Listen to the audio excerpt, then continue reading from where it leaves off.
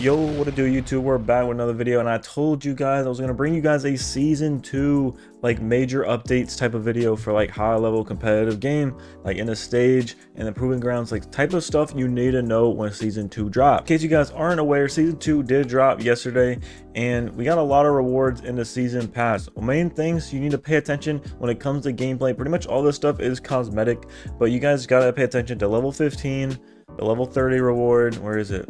And then the level 40 reward. There's a W of level 40 reward. If you ask me, it's something better than we've ever probably had ever since seasons were out in 2K22. We've never gotten something like a 1+ cat breaker. Now that's game changing if you ask me. All right guys, I have a bit of a busy weekend this weekend, so my next video will be on Monday. If you want to see that video on Monday, man, make sure you get this video to 100 likes before then.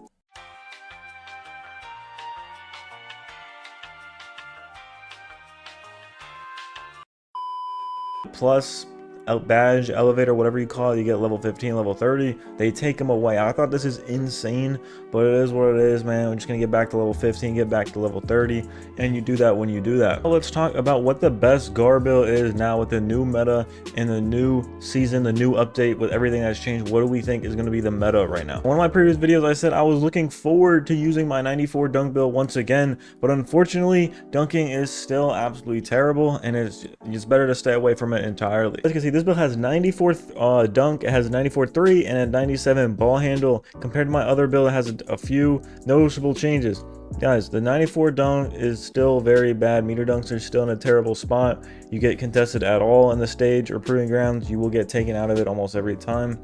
I know a lot of you guys might play park, so like the sliders are different. Like park in the rec, you can 100% dunk. Like I'm telling you, it's really easy to dunk, but when you get to the high level, like high risk reward thing, like dunking is like almost impossible, and it's better to stay away from it completely. Just take your wide open dunks and that's it. Now moving on to the 94 3 ball. What is the significance of a 94 3 ball now in the current state of the game? You guys know they touch shooting a whole lot. Open shots are a lot easier, so much easier to the point that I don't use the right stick anymore. I've been using the X button now because I think it's safe to say that there's not that much of a difference, and of course shooting with the X button is a lot more comfortable. So what is the difference between a 94 3 and a 99 3, since those are the only two 3 balls I've pretty much used this year? Still gonna say that 99 3 ball is absolutely worth it, and you should not make a GAR build that does not have 99 3. You guys see, this is my 94 3. I only have gold shooting badges, and it definitely, you can feel it. I can't hit fades as consistently. I can't even hit open shots as consistently as I can with a 99 3 ball. You still miss a lot of opens when your 3 ball gets lower. Next, let's talk about dribbling. Guys, this build has a 97 ball handle, but only has a 91 speed with ball. 91 speed with ball means I only have a Hall of Fame lightning launch. Now I don't think I'm going to be alone when I say this, but like the dribbling has gotten a lot slower with this patch. They definitely lowered like the speed of dribbling. I'm not sure if it's because of the patch or that because with the +1 elevators we can't get Hall of Fame or Legend lightning launch just yet. I would just put my lightning launch +1, I get Legend lightning launch. No need to go to a 94 speed with ball, and I just stay with a 91 speed with ball. Unfortunately, I am gonna have to wait till I hit level 30 before I can start moving like I did once again in season 1.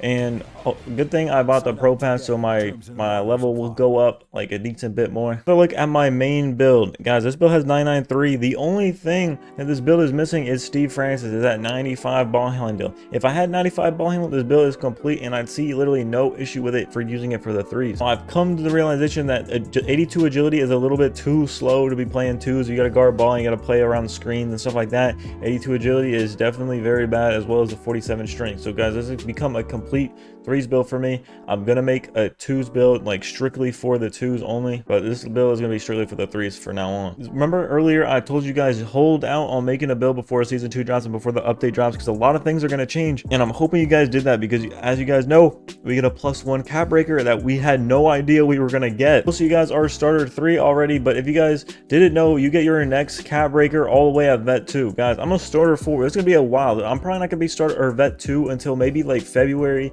January, so I'm not seeing any cap breakers anytime soon. So this +1 is huge for me. +1, I'm going to be using it on my ball handle. I don't know if it was obvious or not. I'm going to be using it on my ball handle. This is going to get me Hall of Fame handles for days. I'm still going to be short of Steve Francis at 95 ball handle, but I'm going to have to wait another season to get it. Like I said in my starter 4 video, there's a lot of alternatives you could use other than Steve Francis. You could use Trae Young, or personally I prefer De'Aaron Fox. I think De'Aaron Fox is great, and honestly I could use this over Steve Francis any day. It's just obviously Steve Francis is slightly better, so it's always best to have the best. But if you can't get your cab breakers, you're completely fine with 90 or just an 89 ball handle when you use something similar to Steve Francis. So I'm gonna stay rocking with the 93 ball handle until I get those 2 cab breakers. As you guys know, a season is about a little bit over a month long, so it's gonna take me 2 months before I can start using Steve Francis on this build. So I'm not sure. You guys see, I showed you guys earlier, I have 480,000 VC. It's about 370k for a maxed out build. I'm gonna make a 2s build next because I think that's a more pressing issue. I want to get a whole lot of 2s wagers in, a lot of money to be made on that court. So I can completely be fine with using this for the time being. I'm using this build in the tourneys, in the wagers, everything like that. Obviously, I am at a slight disadvantage only with a 93 ball handle, but it's not like it's not gonna cost me games. You guys know me, bro. I've been doing content since 2K22, and you guys probably see in my gameplay, I'm not a huge dribbler. I get a basket, I shoot the first shot that presents itself most of the time. Really confident in myself that I can thug it out with just 93 ball handle until I finally get the 95 speed or 95 ball handle and start using Steve Francis on this build. If I did hit like the lotto, the jackpot, something like that, I got 500k off the wheel, something like that, obviously I would make a new 6'2" with 95 ball handle just so I can have it at the moment. You guys know they be taxing crazy. They be taxing so much with the VC, bro. So literally a whole new build is almost, it's like $80 for a build. It's absolutely ridiculous. Thanks, guys. These are the 6 that I use on my build. If you guys have 95 ball handle, of course, use Steve Francis over De'Aaron Fox when it comes to signature size up. I've been using Pro 2. This is something I really want to talk about. I'd be saying, Koz, what the hell? You were all about normal 2. You were hyping up normal 2 so much. I still think normal 2 is the most popular fade. You don't see a lot of people using Pro 2 as much, but guys, with the new patch and how consistent shooting is now, I 100% advocate for Pro 2, and here's why. Not familiar with Pro 2, the right fade looks like this, and the left fade looks like this. Now you guys probably look at that and you probably think, okay, normal 2 still looks a lot better, gets you way more space, yada yada yada. But guys, as I've said, normal 2, the front fade, the side fade, and the back fade are absolutely heinous.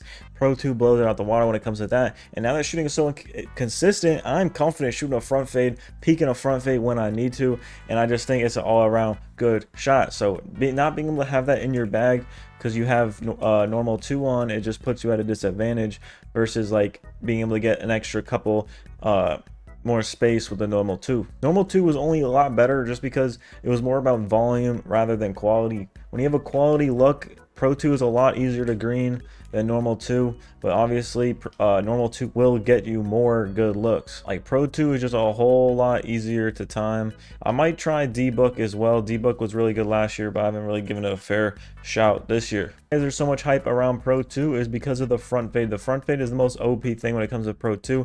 All you gotta do is let go a right stick or your left stick while you're front fade, and you could do something like that. You could do it at the mid-range, you could do it at the 3 ball.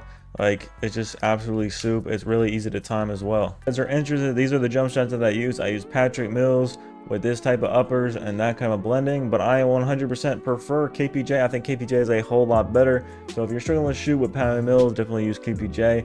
I just see a lot of guards, all the best guards are using Patty Mills just because I feel like they're shooting more like contested light pressure shots and greening them more often. But KPJ, I just shoot a whole lot better with it, so I'm gonna be still rocking with KPJ. Out the way, let's talk, guys. What is the best guard build right now that you could make? Let's go. This is the best guard build that you could possibly make on 2K25. If you guys wonder why I'm going 6'2" and not 5'9", go watch this video right here. Let's talk about why I think this is the best guard build in the game. Starting off with a driving dunk, guys. In my other build, I have 75 dunk. You don't need any more than this. You don't need any less than this. This is the sweet spot. Once again, I thought this was the sweet spot last year with 75, and I think this is a sweet spot again this year. 75 driving dunk is the place you want to be.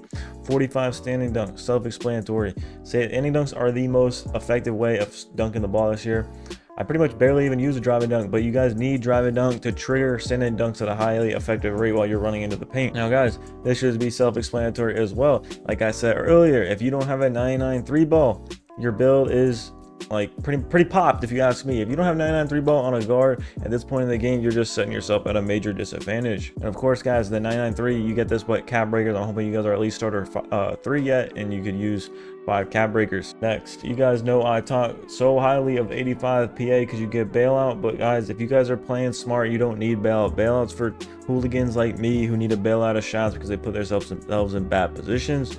But if you play smart, you do not need bailout, and you're just fine with a 78 PA. You could even go lower than this. I've seen guys with 71 be just fine with it as well, but I highly recommend at least 78 if you're going to play the PG. Now, 95 ball handle. This gets you Steve Francis as well as other Hall of Fame badges. And speed with ball, 91 guys. You don't want to go 94. You don't need 94. You just go 91 speed with ball and then use your badge elevator on lightning launch and you get it to legend, and it's the same speed as if you had a 94. At least I think. It feels a lot faster when you elevate it even at 91, so I'm assuming it's comparable to when you have it at 94. Now, for the defense, I know this guys, you guys might see this and be like, dude, this is no damn D. You're going to get backdoor, back cut, everything like that. So like, what's the point? You guys saw my previous video. I had 87 perimeter D with Hall of Fame off-ball pass. I had a 91 steal. I had a high block, and I had good interior D, and I can't play a backdoor in my life depending on it. Backdoors are absolutely broken. They definitely need to touch something when it comes to cutting because you can just run through somebody in this game. I'm not sure if that's because of due to like immovable enforcer and not having strength that someone could just run through me like a piece of paper, but that's why I'm going 82 perim on this. This is just enough. You get silver challenger so you can contest shots decently, and then 73 steal. Guys, they nerf steals into the ground. You're not going to get a pluck with a 91 steal, so you don't need 91 steal on a guard. Like, I do get plucks here and there, but it's not enough to the point I need a 91 steal. So I think you're going to be safe with a 73 steal. My player with a 90 steal can't even catch a ball. I can't remember the last time I caught a ball since the patch. He tips every pass, so you might as well not even have a 91 steal. Just get silver interceptor and you should be enough to tip balls. Again, interior defense absolutely non-existent when it comes to guards. With a 59 block, I think I've gotten like 1 block this year. So I think you're better off just not having it. Just be paying attention. Just wall them up. If you wall it up, most players aren't going to take the risk and go up on you. So you'll be fine. As long as you're in position with your hands up, most people aren't going to go up on you. And then rebound, guys, you always want at least a 60 rebound on your guard because, guys, those rebounds will help you a whole ton. Like, they save me games. They give me extra possessions because I'm able to snag over a lockdown crashing while the center pops. 86 speed. Guys, speed isn't really that important on guard, and I'm going to be playing a whole lot of defense, so you don't really need a high speed if you ask me. And then agility, 91 agility. You guys know 82 agility I had on my last build, very slow. You want to get a high agility. This makes it where it's easier to dex, because this is like the amount, like how your player can change directions and how fast he can change directions. Speed is like once he like takes off and accelerates, that's when he can, like, you know, maintain the speed. So that really, you don't really need high speed for a guard, but you definitely need high agility if you want to be like dexing. Well, that's like one of the metas right now is dex. And then strength. At 71 strength, what do you get? You get silver physical finisher, silver strong handle, and bronze movable enforcer. I think this is the reason why I'm not able to play defense on my other 6'2 with 87 perim, because I have no strength. So I think this build will probably play better D than my 6'2 with 87 perim, just because it has bronze movable enforcer. People aren't going to be able to just run right through me and stuff like that. And then strong handle is going to make it a lot easier to bust through like opponents. I don't know if it's anything like last year, but last year you could get a lot of random animation where you could literally just run right through a person. So I don't know. I haven't had a lot of experience with it this year, but if you want to have more depth in knowledge with strong handle, go watch like 2K Labs or something. But I think a lot of people are saying they don't want to make a build unless you got 71 strength, and I agree with them. So with that, you get a shot crit and 3-level threat. You're very offense heavy. You're not going to have a two-way type of name because you don't have a whole lot of defense. Now, if you want to make this build accommodate cap breakers, what you want to do is obviously 94 3-ball. This is like not debatable. 94 3-ball, you guys, in case you guys didn't know, you can't use more than 5 cap breakers on one attribute. So I can't go 93 3-ball and use 6 cap breakers from level 40 and use a +1 and get 99. No, you can only use +5 in one spot. So what I recommend is probably the most expensive thing next to 3-pointer is going to be your ball handle. You go with 94 ball handle and a 75 or a 79 driving layup. When you get when you hit that level 40, then you could throw it on ball handle and get Steve Francis. That way, if you're patient, you could do that. Because honestly, if you don't do that, I don't see any other type of attribute that a +1 would do you any justice. I would just honestly just throw it on perimeter or your speed at that point if you just have like a throwaway cap breaker, because you're really not close to any major badges.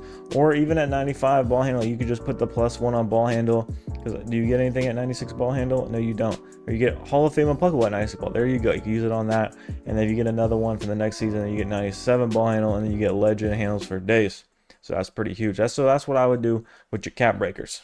You might be asking me, Koz, what is the new meta? How should I play guard? How should I facilitate for my team in this new season? Let's talk about the lineups. I still think you should be running with a popper. Insides definitely can be used, but they're not as good as they were in the previous patch because guards are shooting a whole lot better and they're not needing as many second chance points as they once needed. I'm playing right now as I'm playing with a popper. I'm taking my threes as they present themselves. I'm not forcing threes like a lot of people do when they have an inside. I'm taking my twos and I'm hitting the pops and I'm taking my own shot.